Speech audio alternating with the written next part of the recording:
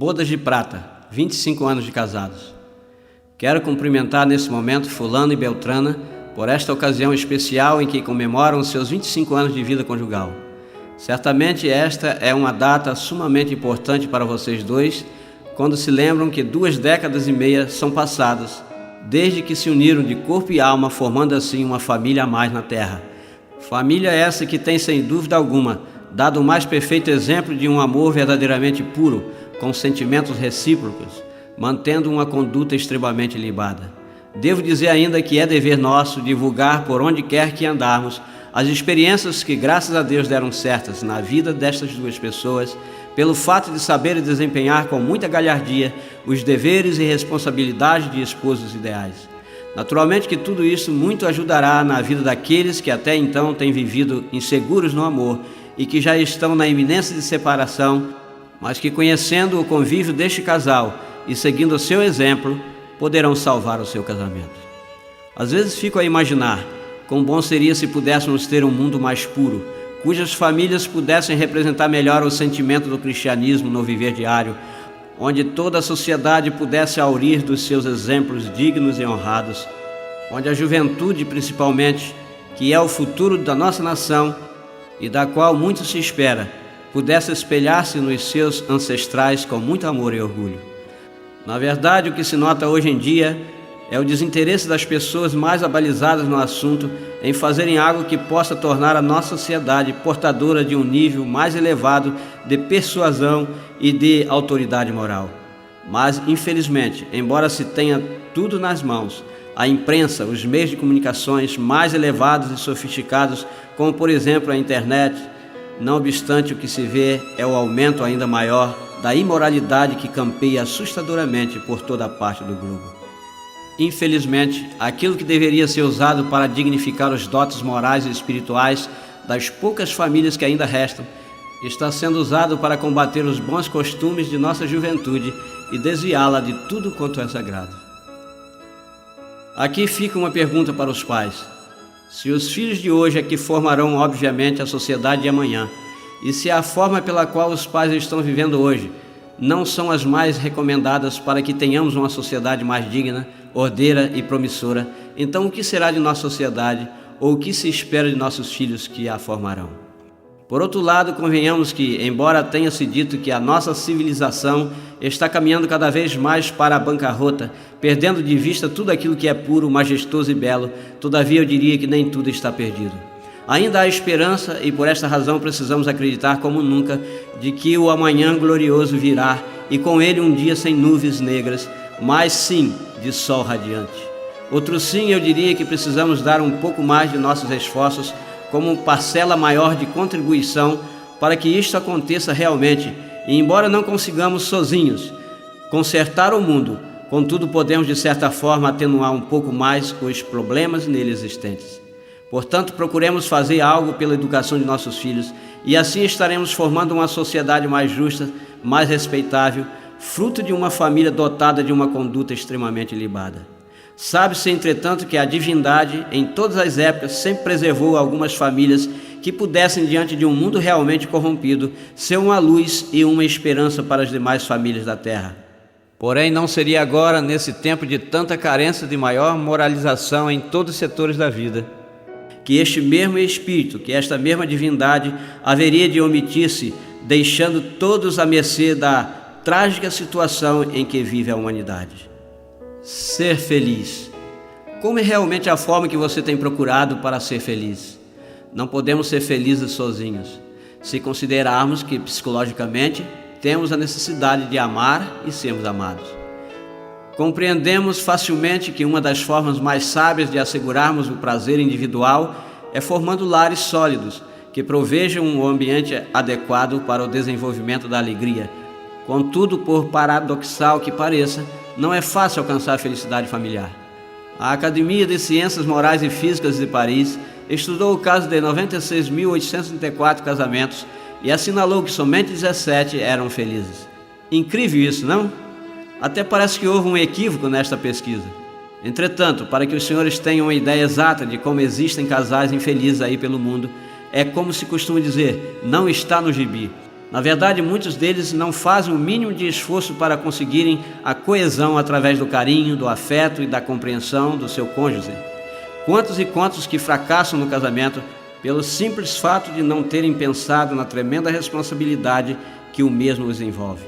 Conversando a esse respeito com um amigo, fiquei profundamente surpreendido quando o ouvi dizer de um casal cujo namoro teve a duração de 8 anos, e os senhores querem saber quanto tempo permaneceram juntas aquelas duas pessoas que se uniram após esta longa data de namoro? 30 dias apenas. Agora, por certo, vem à sua imaginação a seguinte pergunta: por que será que muitos cônjuges não são felizes no casamento? A resposta certa é: porque não convidam uma terceira pessoa para fazer parte do lar. Estou falando de um ser que nunca experimentou derrotas e que jamais soube o que significa ser infeliz em quaisquer circunstâncias da vida. Se você ainda não alcançou a felicidade que tanto almeja ao lado da pessoa amada, ainda há tempo de ser feliz e não se esqueça, há alguém que pode lhe ajudar neste particular: Jesus. Diríamos que, humanamente falando, pouco se pode fazer contra a infidelidade e a imoralidade que tem sido o grande motivo para a bancarrota do casamento. Porém, mesmo assim, apelamos para que haja realmente cada vez mais números consideráveis de famílias que lutem incansavelmente a fim de que consigam com muita galhardia ocuparem as tribunas e, sem mais delongas, preconizarem a virtude de um povo ordeiro e fazerem prevalecer a excelência moral de uma nação. Quem sabe seja em você e em sua família que Deus esteja interessado para servirem de veículos, para orientarem, instruírem e ajudarem tantas outras que estão vivendo no mais terrível impasse, quiçá, moral, psicológico e espiritual no casamento. Porém, sabemos que há por toda parte famílias vivendo momentos difíceis, momentos de grande crise emocional, principalmente, e que tudo dariam para receber de alguém algo que pudesse ajudá-las com uma palavra amiga ou coisa que o valha, na reconciliação, bem como na recuperação de um amor que está prestes a se acabar e de um castelo que está na iminência de se desabar. Certamente que cada família, com o seu exemplo de nobreza e dignidade de viver, constituirá uma escola de aprendizado para tantas outras que vivem ao redor, ajudando-as a experimentar uma nova sensação de vida matrimonial. Eu não gostaria de pôr ponto final nesta mensagem endereçada ao casal que comemora hoje os seus 25 anos de vida matrimonial, sem que primeiro citasse aqui algumas instruções que tive a felicidade de conhecer através de um artigo que li na seleção do Reed Dickinson, de agosto de 1966, nas páginas 53 a 56, intitulada Apenas uma Esposa. De vez em quando sou convidada a falar em clubes femininos. Muito frequentemente, quando o faço, alguma mulher procura-me depois de queixar-se da monotonia de sua vida. Sente-se encurralada, frustrada. Seus talentos ressecam-se sem serem aproveitados. Mas que pode ela fazer? Acrescenta com um desanimado sacudir de ombros. Afinal de contas, é apenas uma esposa. Apenas uma esposa. Há ocasiões que sinto vontade de pegar a mulher pelos ombros e sacudi-la. Então você está envolvida na aventura mais maravilhosa que uma mulher pode viver e não sabe disso? 36 anos de vida conjugal convenceram-me definitivamente de que não há trabalho, não há passatempo, não há atividade no mundo que se possa comparar à sensação e ao estímulo de viver com um homem, amá-lo, tentar compreender o seu mecanismo infinitamente complexo e contribuir para que este vibre, cante e voe como foi destinado a fazer. Isto se consegue com facilidade? Evidentemente que não. Exige perícia e desprendimento. É preciso usar o coração e a cabeça, mas pode ser conseguido e quando acontece, afinal, que é aventura? É a descoberta de novas capacidades e novas dimensões, a oportunidade de pôr-se à prova a felicidade que provém de uma grande realização. São estas as promessas ocultas em todos os casamentos, dependendo apenas de que a mulher faça um esforço para descobri-las. Se eu fosse convidada para tomar um café na cozinha de uma jovem esposa e falar sobre o que ela poderia fazer para conservar o encanto do seu casamento, eis algumas das sugestões que faria. Estude o seu marido como se ele fosse um animal raro, estranho e fascinante, como aliás é mesmo. Estude-o incessantemente, porque ele passará por constantes transformações. Orgulhe-se das suas forças e de suas realizações, mas analise também as suas áreas de fraqueza. Antes do casamento de minhas 2 filhas, eu disse a uma e a outra: você se apaixonou, está ofuscada pelo brilho, a segurança e o encanto de um homem. Falta ainda a descoberta de suas incertezas e incapacidades. Mas será aí que você poderá realmente amá-lo e ajudá-lo, tornando-se de fato a sua esposa. Não fique, portanto, consternada ou decepcionada quando descobrir nele esses aspectos. Respeite o seu trabalho. Quando a mulher se casa, casa-se também com o trabalho do marido. Às vezes chega-se a ter a impressão de que o trabalho tem prioridade sobre nós. Na realidade não tem, mas fazer bem feito o seu trabalho é tão importante para o homem quanto a maternidade para a mulher, e por motivos muito semelhantes. Aprende a difícil e complicada arte de absolvição. Muitas esposas infelizes consideram-se divinamente escolhidas como estações receptoras de amor. Preocupam-se com a dose de atenção e afeto que recebem. É claro que a esposa tem direito ao amor e à dedicação, mas precisa também dispor-se a absorver de vez em quando a irritabilidade por parte do marido, explosões de zangas fora de propósito, descontentamentos que ele sente com a própria atuação. Essa coisa tem de encontrar algum escoadouro. Se a esposa puder considerar-se uma espécie de para-raios que conduz inofensivamente à terra o medo e a frustração, não só será de valor inestimável para o marido, mas ela mesma crescerá extraordinariamente como pessoa. E lembre-se, mesmo que o homem triunfe, sabe disso, uma parte escondida, sensível e insegura que ele tem em si, continua a precisar de apoio e dedicação incondicional de uma mulher que o ame. Talvez seja alguma coisa que resta nele de menino, que em outros tempos procurava segurança junto à sua mãe. Pratique a arte de ouvir. Os homens em geral precisam desesperadamente de um tempo harmônico para nele experimentarem ideias, esperanças, sonhos, ambições, problemas e conflitos interiores que não podem desenvolver sozinhos. Precisam de um ouvido feminino no qual possam confiar seus pensamentos e sentimentos mais íntimos, sem temor do ridículo ou rejeição. Ouvir de maneira produtiva exige receptividade, comunicação e troca de ideias. Mas há também ocasiões em que a esposa tem que guardar silêncio, morder a língua e conter a palavra brusca que transforma uma discussão numa briga ou uma situação desagradável em outra mais desagradável ainda. Não há dúvida de que o marido tem igual responsabilidade, mas acho que no fundo a missão do homem é domesticar o mundo e da mulher é controlar-se a si mesma e diretamente ao marido. Faça-o saber que você precisa dele. Há pouco tempo, uma jovem esposa declarou-se ofendida, que estava farta das leviandades do marido, ia chamá-la à ordem e pedir o divórcio se ele ousasse levantar os olhos para outra mulher. Eu respondi: você quer realmente uma solução para este problema? Então chegue perto do seu marido e peça-lhe que a tome nos braços. Quando ele a fizer, diga-lhe simplesmente: estou magoada, meu bem. Sinto-me infeliz. Eu acho que você sabe o porquê. Sou sua mulher. Segure-me. Ajude-me. É só isso que você tem de fazer. A confissão de que você precisa do amor dele fará milagres que a zanga mais furiosa não pode fazer. Experimente e verá. Use seus talentos. Não há necessidade de que o casamento limite seus horizontes. Se você tem jeito para desenho, fotografia, decoração ou poesia, seja qual for a aptidão, não deixe que esta se enferruje. Use-a para expandir o seu casamento. São muitas pequenas coisas que o bom senso manda não fazer e cuja abstenção ajuda a mulher a tornar o casamento uma aventura. Por exemplo, não crie problemas por motivos insignificantes.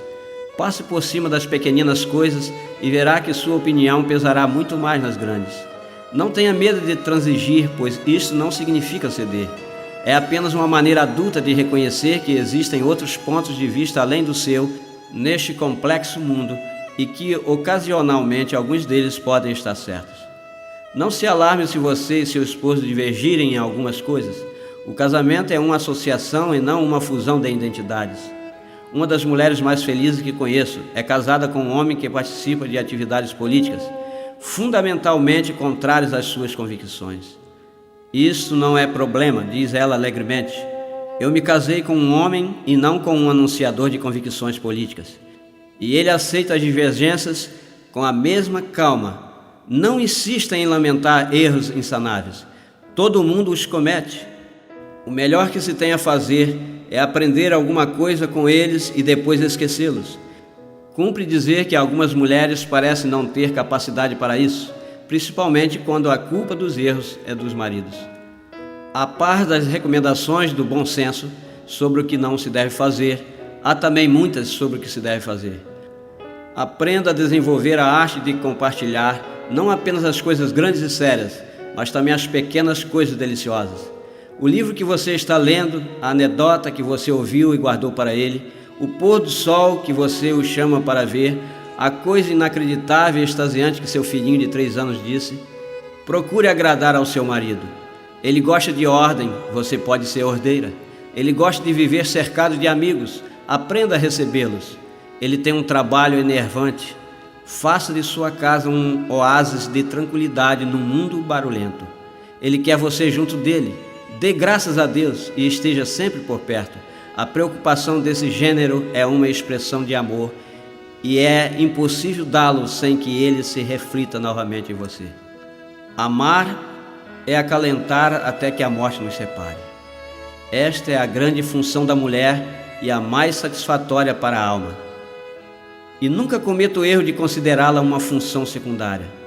No que diz respeito anal do matrimônio, seu marido pode ser a máquina, mas você é o leme.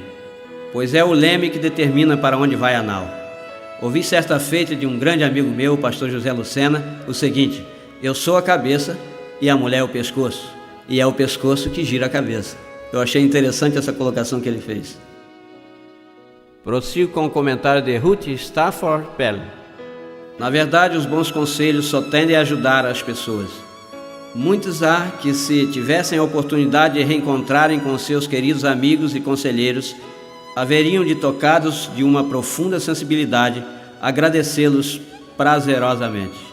E como parte integrante desta nossa homenagem aos cônjuges que bem merecem por completarem hoje as bodas de prata, que são evidentemente 2 décadas e meia de solidariedade hipotecada, dizemos que certamente as recompensas e as láureas serão muito maiores. Na verdade, há muitos que volta e meia estão procurando trocar de amor, acreditando que uma nova conquista irá satisfazê-los em seus desejos. Certo senhor, após divorciar-se de sua esposa, procurou logo uma nova companheira, no desejo de que esta fosse absolutamente sem nenhum defeito e que pudesse completar perfeitamente a lacuna que acreditava haver em sua vida. E depois de algum tempo de convivência exclamou: creio que a minha primeira companheira não era tão ruim como eu imaginava. Eu era feliz e não sabia. Às vezes somos levados a imaginar que se não tivéssemos nos casado com a Marina e sim com a Aurora, teríamos sido mais felizes. Ou como disse certa jovem mulher: se eu houvesse me casado com o Roberto, a minha vida seria outra. Tenho certeza que não estaria vivendo nesse inferno com Guilherme. Na verdade, nunca se sabe exatamente com quem se pode encontrar a felicidade. Sabe-se que em cada nova conquista, em cada nova realização matrimonial, sempre haverá aquele ou aquela que não estará livre de defeitos e falhas.